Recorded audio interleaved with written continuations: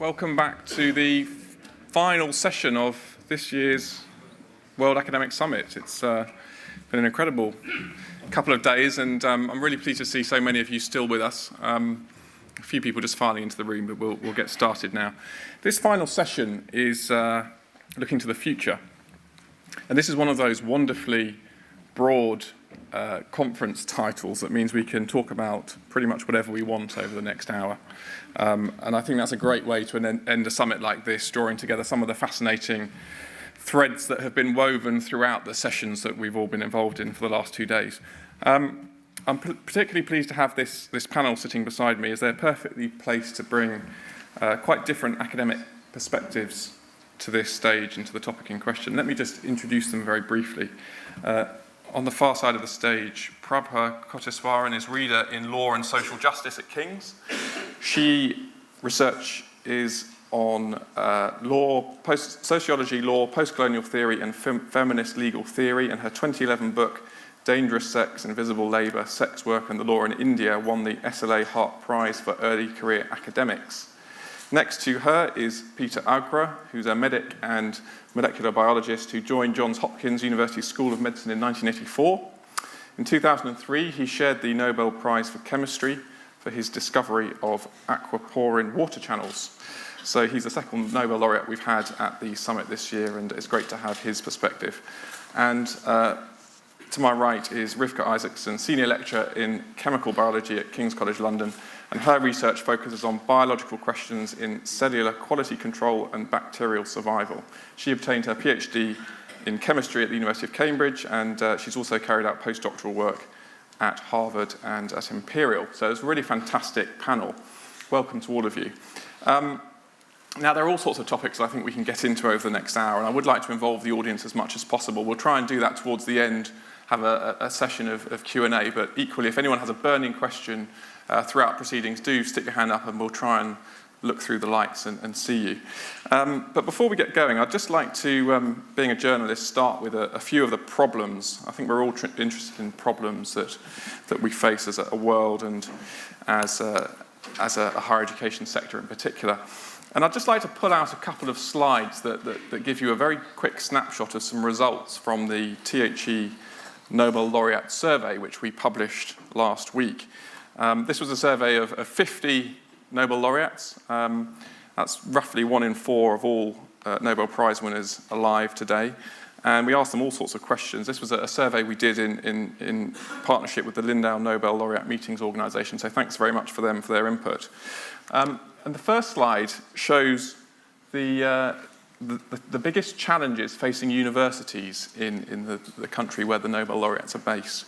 It's not quite a perfect mapping, universities for research, I know, but I think this is an interesting initial view of some of the issues that we might want to touch on. And you'll see that money is number one. It's always money, isn't it?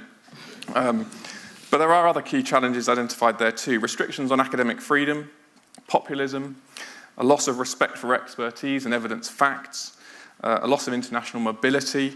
All of these things are real live issues in many of the countries that you out there in the audience represent.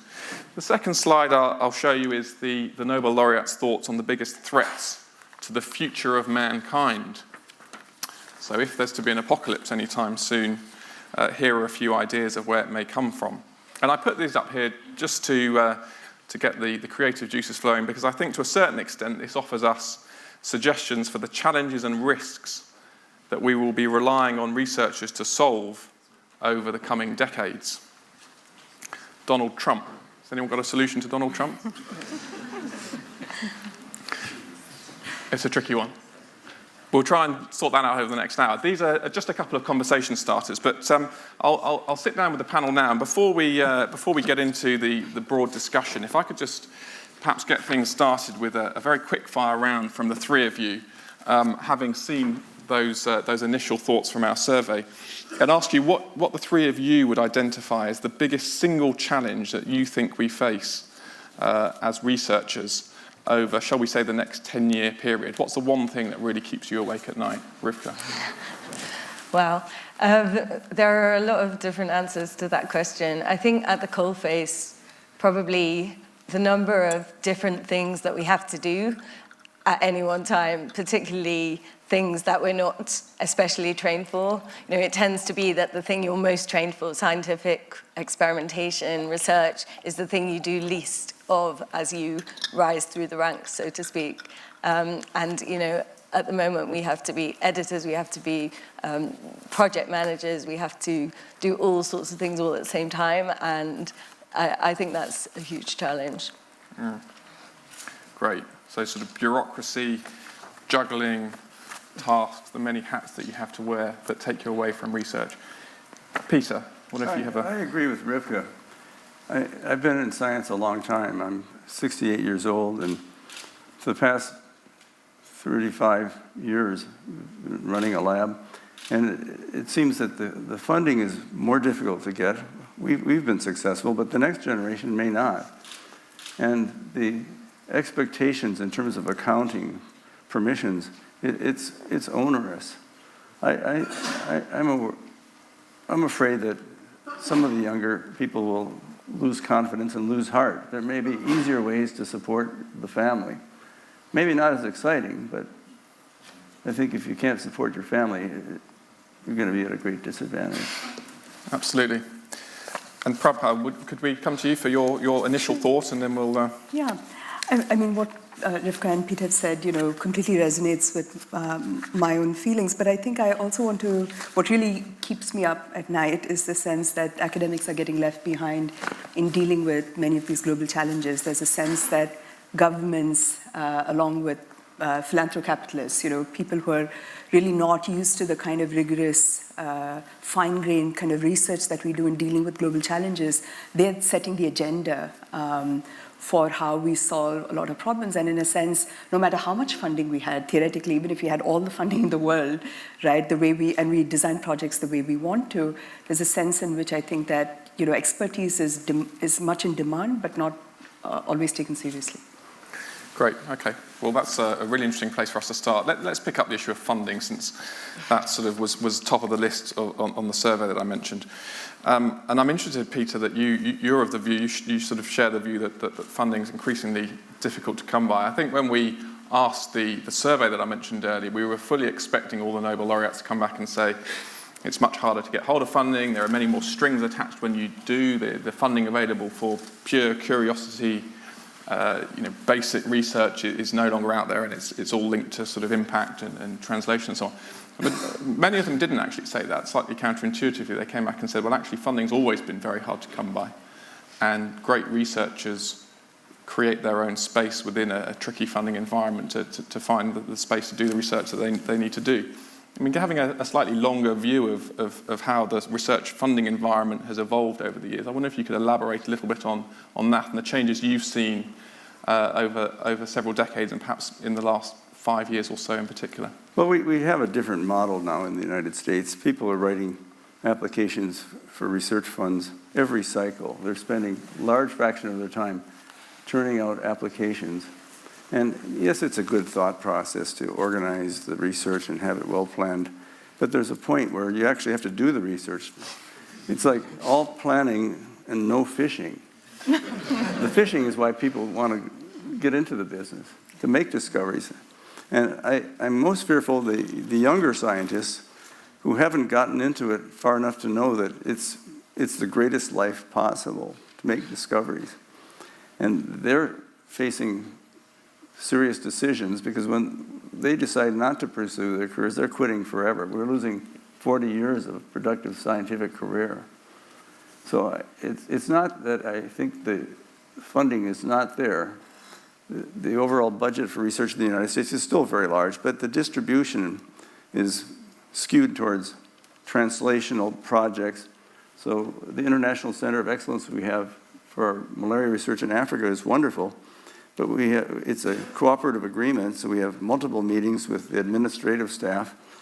And these are actually people with administrative backgrounds. They're the apparatchiki. We're the revolutionaries.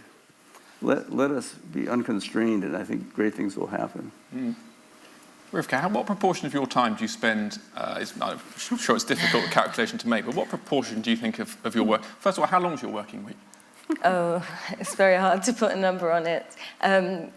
Somebody once said to me that you shouldn't try for a career in science unless you think about science all the time. And actually, that was a person who has a wife who does everything for him. He doesn't have to think about, cooking and doing his laundry. I think, it's something your brain never switches off in terms of thinking about science. In terms of grant applications, it depends on how successful one has been recently. I had a run of good luck and I allowed myself a year off from grant writing. Now I slightly regret that year because I put several grants in, none of which were funded, and now I'm starting to get nervous. So I think, as Peter said, it's a question of applying for every cycle. And the problem becomes that you end up playing the system. You learn what makes a good grant and what makes a fundable grant. And the result is that by the time you get awarded a grant, you've more or less done a vast proportion of the things that you said you were going to do. And then you have to not only deliver on that, but also be preparing. You have to stretch a grant a lot further than what you've said you were going to do with it in order to generate preliminary data for numerous other applications.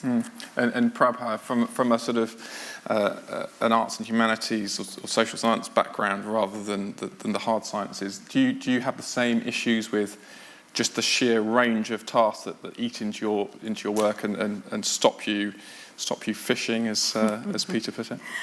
Well, I have mixed feelings about that because I think I'm in the happy position of being in law, which traditionally, we don't typically apply for external research funding. We sit with our statute books and analyze case law, and every now and then we may do some field work. Of course, that profile of the law academic has changed dramatically in the past 20 years with globalization. We're all now transnational lawyers. We need to keep track of how laws are developing around the world on several sort of complex issues. That being said, I think I see if one is policy-oriented and one imagines that there's a role for law and governance in solving many of these intractable global challenges, I think there is a place for applying for funding. And actually, many of you would have already heard about the Global Challenges Research Fund in the UK, which is an enormous amount of money which is being diverted, I guess, from traditional international development aid towards research councils. And I actually think it's a terrific opportunity. On the one hand, I think it is true that it distracts you from doing research and it makes you into a project manager. If you're like one of the recent calls for an interdisciplinary research hub, which is supposed to have, involvement from developing countries, the amount is staggering. It's 8 to 20 million pounds over 5 years.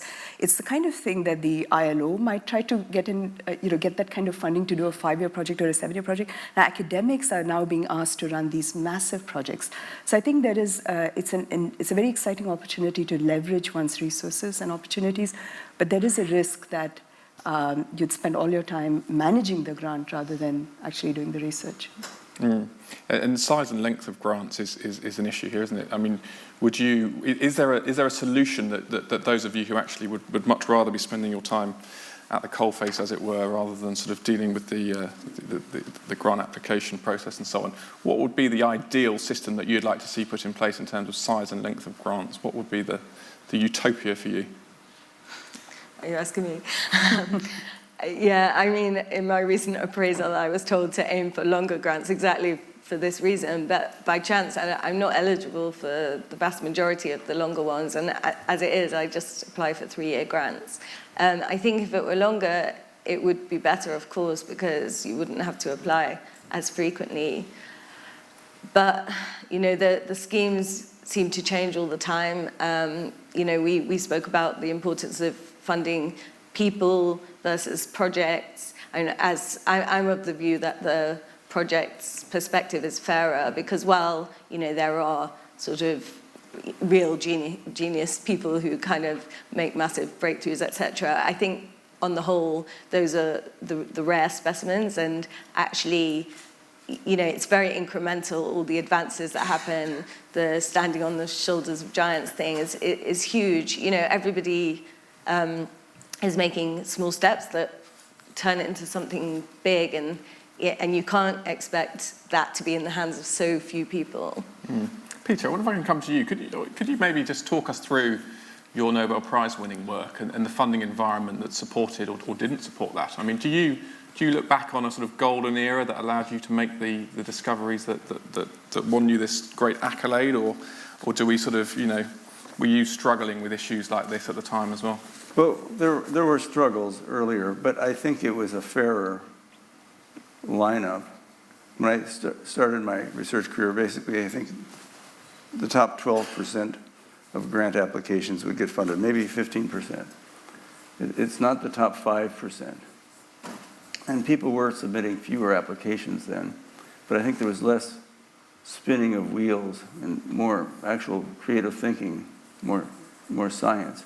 But I have to confess, I felt we were very successful in writing grants. Basically, every NIH grant we ever wrote was funded except for one.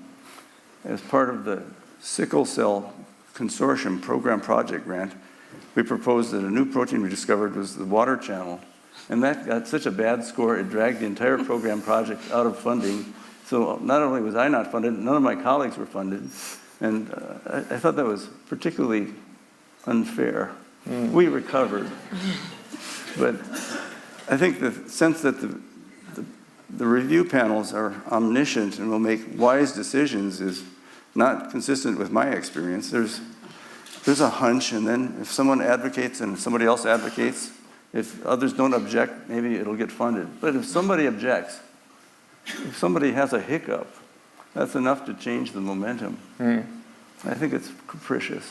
But I don't know of a better system. Can I ask about the potential role of networks and personal connections? Rivka, when you and I spoke about this a little while ago, you sort of mentioned the nature of sort of academic patronage, probably putting it too strongly, but the need to know people and that side of research and the way that research is funded and so on. Is that something that you could perhaps elaborate on a little bit? Sure. I think, in a way, I was a victim of this early on because I had an extremely famous PhD supervisor and I was oblivious to how many doors that opened. I just thought life is easy. Everybody wants to talk to you. Everyone wants to hear about your work and publish your work. And it took me a while, to learn the hard way about how much influence, what a difference it can make when you've crossed somebody's radar. And I actually tried to keep a list of all the people, that I subtly discover have helped me in some way, because a lot of this goes on behind the scenes. And I think I actually was at a conference the other day, and somebody put up on the screen a comment from their reviewers, anonymous reviewers, that said, it's sobering to think that my entire PhD could now be done in a month using this technique. And that was me who'd written it in the anonymous peer review. And it's just funny. I didn't reveal myself, but so much goes on. Like, it's probably not fair that the people who are good at networking and the people who put themselves about, so to speak, have a better chance. But the fact is, there are so many amazing grants written, and the people who present them, I think, don't have any, they can't choose between them. So it's little things that swing it one way or the other, and I think you just have to maximize, sad though it is, you just have to maximize every possibility for success. This idea of sort of the red in tooth and claw competition that goes on in science, I mean, that is part of the scientific process, isn't it? The idea that, quality will out, and this is another question actually that came up in the survey that I opened with, and one of the respondents to that survey said, science isn't the French civil service, there has to be a... Who said that? Was it you? Yes. I apologize to all my French friends. All the juiciest quotes came from Peter, so that's why we invited him to be here. I mean, Peter, maybe you'd elaborate on that. What level of competition is right? Because you don't want it to be completely vicious, and actually you worry about people leaving research because it's so difficult to make a life. Well, it's a teeter-board. I mean, it was Hemingway that said hunger breeds discipline. So a level of hunger is good. Being overly fed, we know in nutritional terms, is not a good idea. And I think if scientists are overly funded, they may be less hungry. On the other hand, when you're slammed and you're not funded, and I think these reviewer panels, it's always reviewer B, whoever that guy is. It's the ISIS of science. You can't possibly please reviewer B. So it's a teeter-board, but if you're fortunate and things come out in a sort of a level, you're funded, you have ideas, you're youthful. I used to be youthful. That's an important part of creativity and discovery. The laureates, when polled, will always say that the major discovery they made that led to the prize was made when they were young, in their 30s, maybe even younger. Carol Greider was 23 years old in her first rotation in a laboratory, Liz Blackburn's lab at Berkeley. So I think it's easy to muck the system up. Is Reviewer B in the room? Put your hand up if you are. I mean, that idea of youth, Prabha, maybe we can come to you. This is often thrown around, isn't it? You're past it at the age of 30. If you haven't made your big discovery in research by the age of 30, you never will. Does that ring true to you as sort of as early to mid-career researchers? And B, that must apply a huge amount of pressure to you at that stage in your career to feel you have to be making huge leaps and bounds at the right moments and hit sort of landmarks in your research career, or else, is that ring true to you? Not quite. I guess coming from law and social sciences, I think we don't expect the peak of your career to be before your 30s or whatever. I think you're in it for the longer run, and it's probably over a period of time that you build a substantial body of work to reach that point.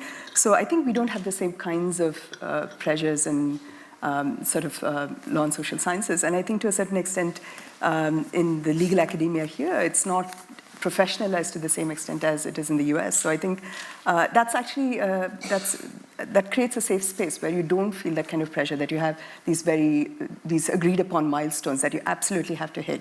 So I think it gives you some level of flexibility and creativity to actually do different things, to get your monograph out, then probably do a bunch of collaborative projects, to do very serious academic writing, but also then to dabble in blogs, try different methods. So I think from my point of view, it seems somewhat as having more space rather than feeling pressured. I want to ask a couple of broader questions, if I can, before we sort of try and get the audience involved, about potential existential threats to research. And one of these is the reproducibility crisis in certain fields in particular, which I think is coming much more to the public consciousness.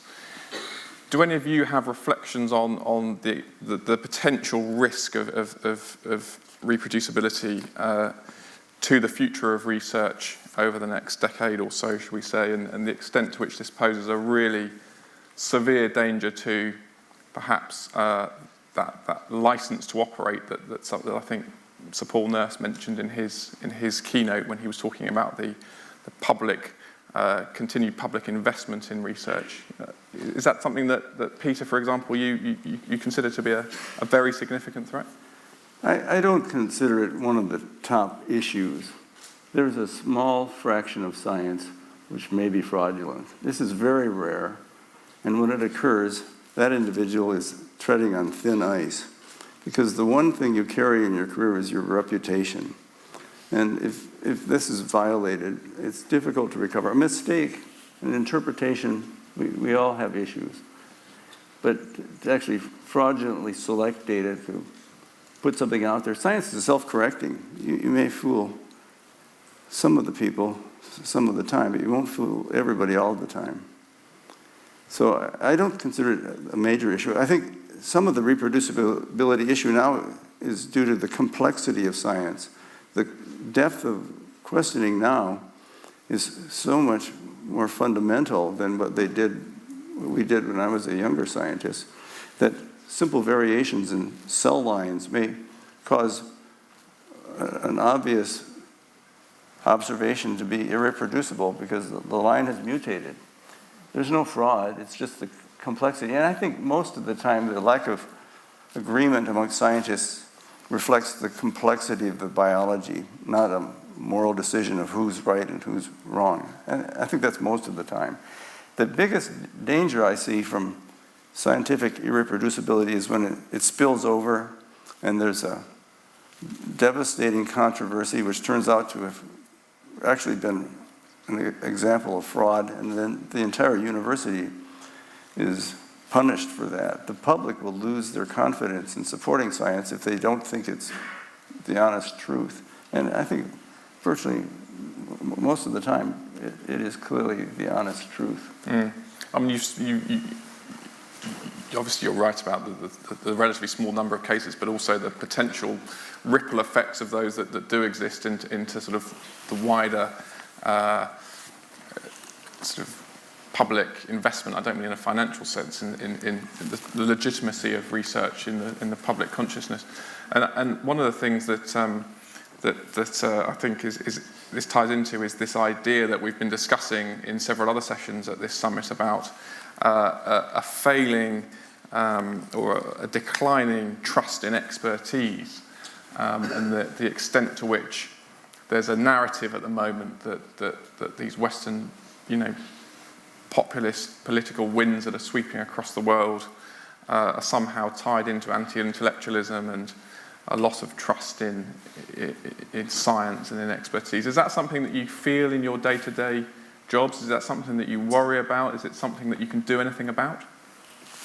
Any of you, Prabha, I mean, of course, it is part of the discourse, but I think a lot of it is also rhetoric, because I think if you just look at the Global Challenges Research Fund, it's coming out of a legislative requirement that a certain percentage of the gross national income be spent on overseas development towards reducing poverty and sort of achieving the sustainable development goals. So I'm a little bit more skeptical about that, and certainly in the sort of circles in which I work with UN agencies, I think expertise is very much desired. The question is what kind of expertise, and which kinds of expertise then get selected to be able to answer those questions, and what form it takes, which is invariably in the form of measurement rather than more nuanced, rigorous work that is more ethnographically minded. So I think it's the politics of expertise that strikes me as more sort of daunting rather than the push against expertise. Rivka, have you got a view on that, on the sort of the loss of trust? I think science has a kind of inbuilt immunity to some extent from that, partly because in a way it's the opposite problem, that people see science as, many people see science as beyond them, especially in this country. It's not at all a shameful thing to just laugh and say, oh yeah, I can barely add 1 and 2 together. People don't, I know in certain countries that would be as embarrassing as saying, oh yeah, I'm illiterate. So here I think people think that a lot of science is so inaccessible that you need experts to be doing it in order to, cure diseases or whatever they think that we're doing. I suppose it's like one of the things that I would, really, really strongly believe in and try to do all the time is to engage people and take away their fear of science in a way to do the reverse of what you're describing, and try to remove this fear and make things more accessible and have people feel that they can be more of an expert in science. But it's all very well to talk about science being immune to political discourse and so on, but it is translating, isn't it, to, for example, President Trump being able to seriously disinvest in science. You look at what he's trying to do to the NIH budget and various other budgets in the US. It must be a real threat to research if this narrative is allowed to take hold. If it takes hold, it'll be devastating. But I'm pleased that the leaders of Congress of both parties have decided to hold course, and they have supported the budget. It'd be nice if they would increase the budget. So President Trump says a lot of things. Eventually he'll say something that's correct.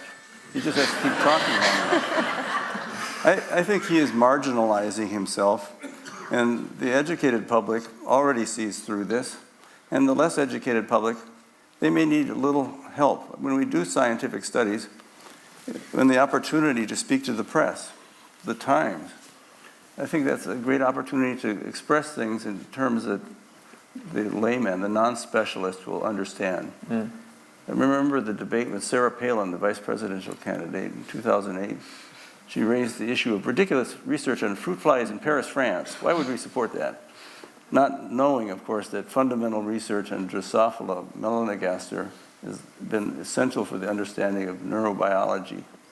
And citizens of all of our countries suffer from neurological diseases. I have Parkinson's. I'm not very happy about that. But if fruit fly studies in Paris, France could lead to an advance, I'm all for it. And I think the public will be as well. What about engagement on, I'll just ask one last question and then open up to the audience. And again, maybe I'll direct this to you, Peter, but being at Johns Hopkins in Baltimore, which is a city with huge social inequality and issues. I think you in fact asked a question about this in terms of the sort of addiction issues that exist there and so on. And Johns Hopkins is an extremely wealthy private research institution. I wonder how you bridge that gap with your local community. Universities and researchers are always being told if you want to get back public legitimacy, you have to engage much better with the immediate society in which you exist. Are you finding ways that you can do that in Baltimore, ways that other people in the room could perhaps learn from and pick up? Well, I would never want to put myself out as the role model. But in fact, I think it is correct. We're part of a society. And by simply sending our 4 children to public school, which is the system we could afford on a basic science salary, they met kids from all different backgrounds, and they've gotten involved in much more socially activist careers than I have. My son, who was an artist, decided to go to law school. Now he's a Gideon's Promise public defender in southern Louisiana, defending the poorest of the poor. So when I was a young scientist, like my colleagues here on the stage, in spite of the low salary, I would spend time as a medical doctor at the local boxing ring, the inner city boxing gym, and serve as ringside physician. And that's sort of like a scene out of Rocky. It's not very glorious, but I had friends that I would never have met otherwise. There is a community there. And Prabha and Rivka, are you finding ways, I mean, is this perhaps you just don't simply have time to do it given all the other demands on your time, but are there ways that you find you're able to engage with communities here in London that otherwise wouldn't have access or an understanding of what you do as researchers? I do a lot of different things relating to that, including a lot of mentoring stuff. I'm a mentor for the Social Mobility Foundation, and I just kind of make it my mission to explain science to all sorts of people. We had me and some other scientists and people who affect science policy and people who teach science had our portraits painted, and we were filmed talking about common methodology between arts and sciences. I believe that, I mean, every single person I talk to, which is a lot of people, I think within a very, very small amount of time, we found some kind of common ground between, something that we do and problems that we face that are equivalent. I think that, everyone is quite similar under the skin, and it's really, interesting for both parties to engage on every topic. Anything to add, Prabha? And I think, unfortunately, the law school at King's, we don't have a law clinic. We've just set up a new law clinic, and I'm hoping that will give us an opportunity to engage with both communities in London, where there is a lot of legal needs, as well as internationally.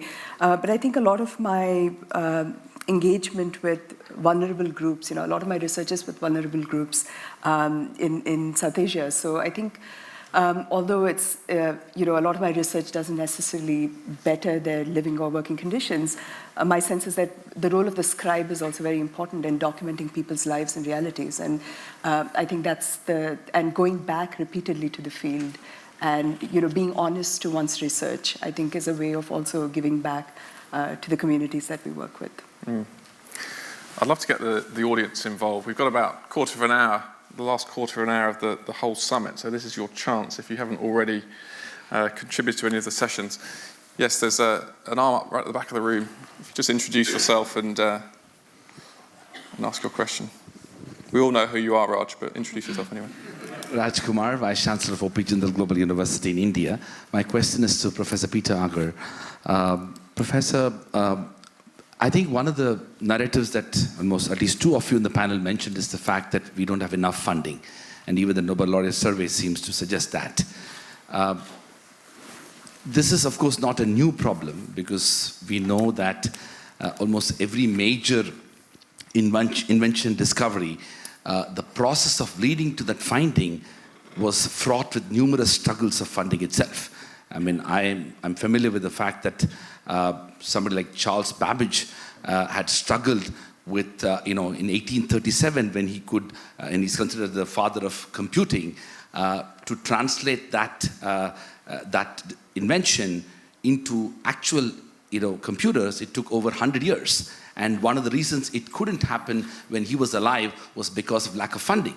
So my question is that why we have not been able to persuade the decision makers, the people who make public policy, the importance of investing in fundamental research, which in turn can have dramatic transformative change to address the big issues of our society. Because the policymakers are indeed interested to address that issues, just that the cost and the effect of that funding is not yet impressed upon them. So if you can reflect about it, that would be good. Sir, you make a very important point, and I suspect many people here are involved at one point or another, meeting with decision makers in Capitol Hill in Washington, D.C. It's usually the staff members you meet with, but it's an opportunity to share what is being done and why it's important for society. Usually the elected officials are more concerned with what that will do to their district, because the obvious need is for that person to be reelected.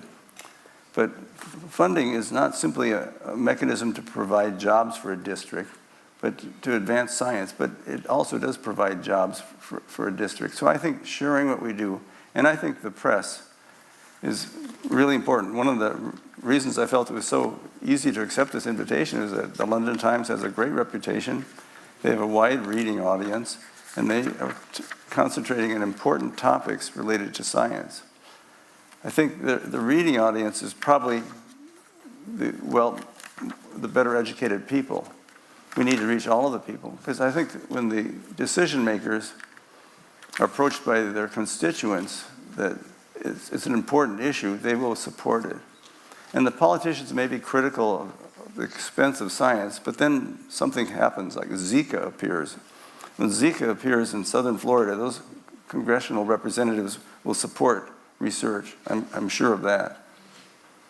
I think we have to be vigilant, but it's being factually and morally correct is not enough. We must be convincing, and that's more challenging. Is it not also the case that there are differences around the world? I mean, one of the things Louise Richardson was saying was that if you look at China, the proportion of GDP spent on education, again, quite the same as research, but proportion spent has gone from 2.4% in 1998 to 4.3% in 2012. Whereas if you look at a lot of the more developed systems, it's going the opposite direction. I mean, does that worry? Do you see a real shift in the sort of global center of gravity around science and research in the coming decades?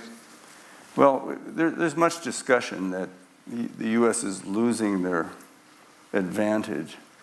And I sense that, but I don't see that the rest of the world is overtaking the U.S. First off, it's not an Olympic competition where we count the medals. The U.S. has done very well in getting prizes, but that oftentimes is because of a large number of our scientists who come from abroad. More than a third of U.S. Nobel since World War II in the sciences are individuals born outside of the U.S. who came here for science. I mean, Gobind Khurana, Günter Blobel, Eric Kandel, Elizabeth Blackburn, Jack Shostak. It's a lot of people. So I would like to see science worldwide advanced. Now, our friend Cho Chuan from Singapore, I think he's keenly aware that everybody points to Singapore as this is what we would like to be like. And Singapore has brought some terrific science in, has advanced itself, but they can't take all scientists in. It's a small part of the scientific constellation. So I think we're in this together.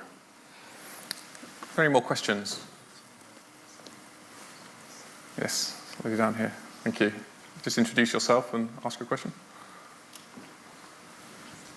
Yes, Maria Moynihan from the University of Greifswald. I'd like to pick up on a point that Rivka made about not being trained to do the stuff that she has to do as she progresses through the system. What would you like to see changed in young researcher training or early career researcher training to improve the situation? Maybe Prabha could provide an answer too on this question. Thank you. That's a very interesting and important question, particularly considering what I said at the beginning about us being completely swamped and overworked, and finding time for any kind of formal training is a challenge. I think certainly when you're a PhD student and when you're a postdoc, unless you're really on it, I don't think you quite realize all the sorts of things you're going to have to know how to do, recruitment, choosing people wisely, much multitasking and time management and all that. I mean, certainly from my own perspective, I think that some formal training in accounting or, something to do with budgets, for me, that's the hardest thing. We have to do a lot of balancing of books, and that's something we haven't learned at all. I think for that I would have appreciated some kind of course or something like that. Everything else you get through having a really strong mentoring program, I think, and it would be great if people much earlier who are contemplating careers in academia, I think, were made aware. I mean, you could say it's up to them to find out, but truly understood that the further up you get, the less of the practical stuff in the lab you'll be doing, and is this what you want? Is it what you want to sign up for? That said, in many professions it seems to be the same, that the further up you get, the less of what interested you in the first place you end up actually doing. So I don't know, it's not really a problem unique to academia. No, I think that's a terrific question, and certainly I think there is very much a sense for academics, I think, that we're reinventing the wheel. There's a sense that, when you have a good mentor, you realize that actually everyone before you pretty much has faced the same issues that you have, and why didn't someone tell me about this earlier? And I think one of the ways of doing it is to have hybrid forms of training, like summer institutes. And actually, we ran one at the law school 2 years ago. We did 2 in a row where we had postdocs and early career academics from all over the world. We had 100 of them come in, and it wasn't, so there was an intellectual component, which gave them a sense of what were the cutting edge issues in scholarship. But I think alongside that, and very much melded into it, were panels on, on publishing, with, literally bringing a panel full of publishers who told them exactly what a book proposal looked like. The sorts of things that we've had to learn by trial and error, but I think we also had panels on how do you network, how do you build international partnerships, how do you publish, how do you manage work-life balance? I think that's another major issue that is sort of it's the elephant in the room that we don't necessarily want to talk about. But I think for female academics and for men, actually, male colleagues who also have childcare commitments, I think it's a major issue because being productive at work and being productive in the family, both of those sort of life cycles meld together. So some ways of not necessarily coping with it, because obviously it has to come from within and it depends on your context, the country you come from. There's just so many variables. But I think some sense of even sharing the predicament would be quite valuable. Mm-hmm. While we're on the topic of early career, sort of early to mid-career academics, I'm sure you'd never want to leave King's College London. It's such a great institution, but I'm also sure as rising stars that you have endless phone calls from people trying to poach you and endless opportunities elsewhere. When you look around the world as somebody sort of, with much of your career still ahead of you, are there countries around the world that are particularly attractive for a sort of up-and-coming younger researchers that look about the environments that are the most supportive, the most potentially productive places for you to pursue research? Is the UK and the US are they still the priorities, or would you look elsewhere in the future potentially? No comment. No. Actually, there are several places, and I would think, the US, because I trained there and I feel very deeply familiar with the system there.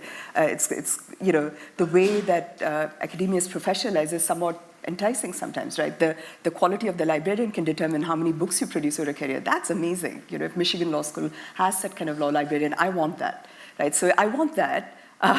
But obviously, increasingly, I've often thought about NUS. I've often thought about India, because I think the kinds of institutional procedures that we have in place in more developed contexts are not necessarily there. They're not impediments to being creative. And certainly in the Indian context, I think so much has changed in the past 5 to 10 years in law and social sciences. There's so many private schools, and Raj is here.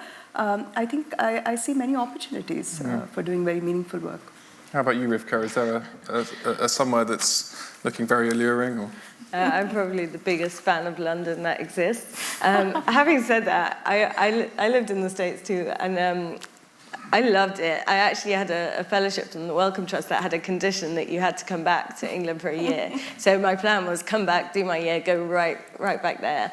But I had never lived in London, and once I kind of set foot here, I was just like, whoa, no one told me about this place.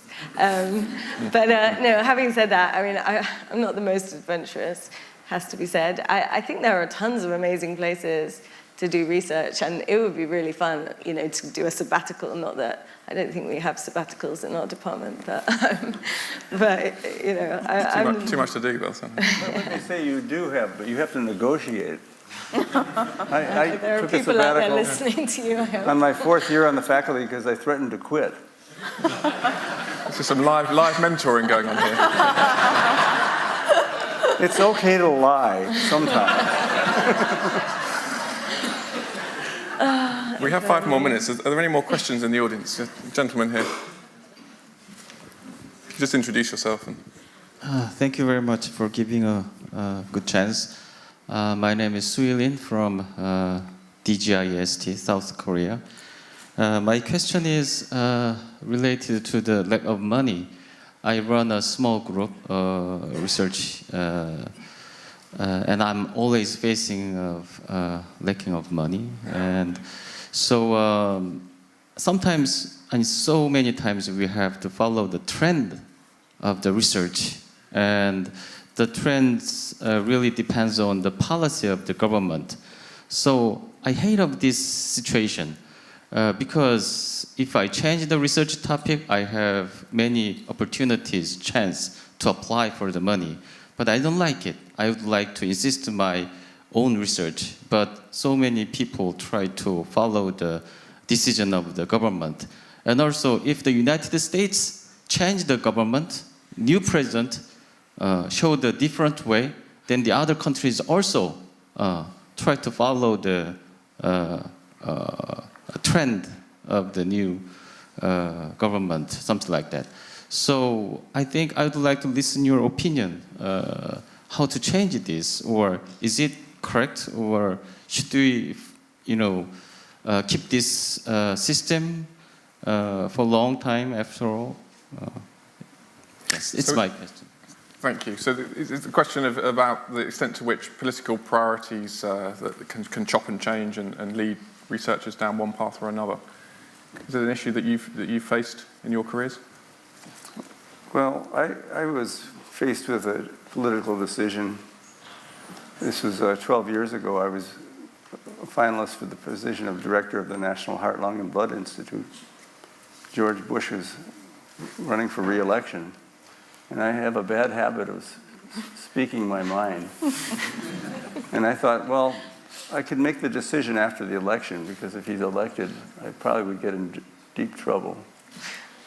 And ended up removing myself as a candidate because they wanted a decision before then. But I had a meeting with Anthony Fauci, who many of you know. He's the director of the National Institute of Allergy and Infectious Diseases. He's a renowned scientist, a gifted administrator. And he took me aside and said, Peter, you're making a big mistake. Governments come and go, administrations come and go, but the science goes on.